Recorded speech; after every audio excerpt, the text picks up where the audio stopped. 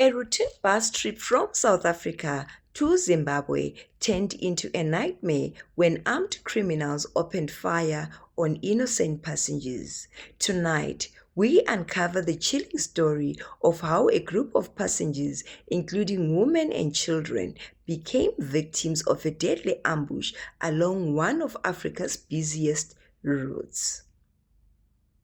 It was just another evening on the N1 highway, a bus filled with Zimbabwean nationals headed home for the holidays, laughter, stories, and quiet hopes of safe arrivals. But among the travelers sat wolves in disguise, criminals pretending to be ordinary passengers. How sad is that?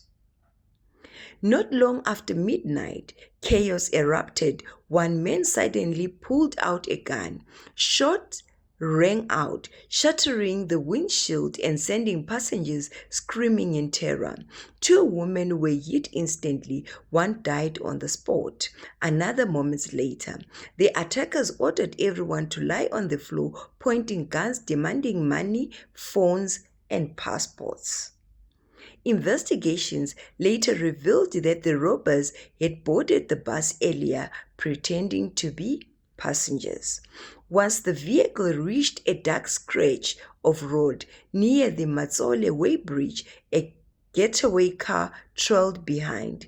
After the robbery, the suspect fled into the darkness, leaving behind blood, fear, and heartbreak. The South African Police Services opened cases of murder, attempted murder, and armed robbery.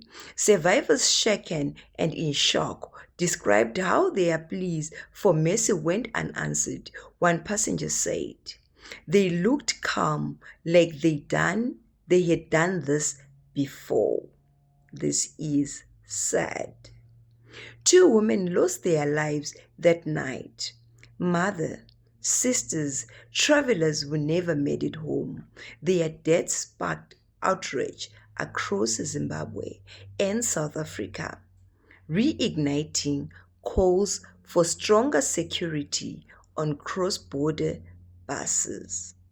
Will we ever get that?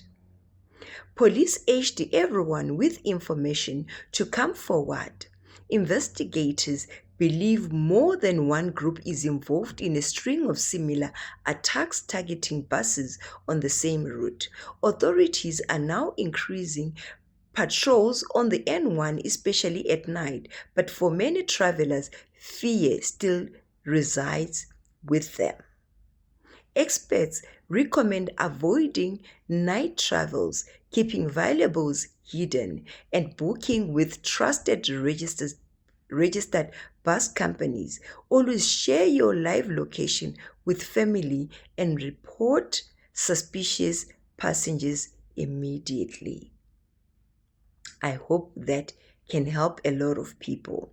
For those who survived, every bus ride now come with silent prayers, a reminder that sometimes danger hides in plain sight.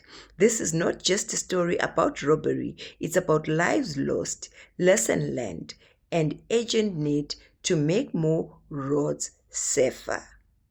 I pray and hope that those who passed away rest in peace, and the families that are left behind, may they be comforted during this difficult time.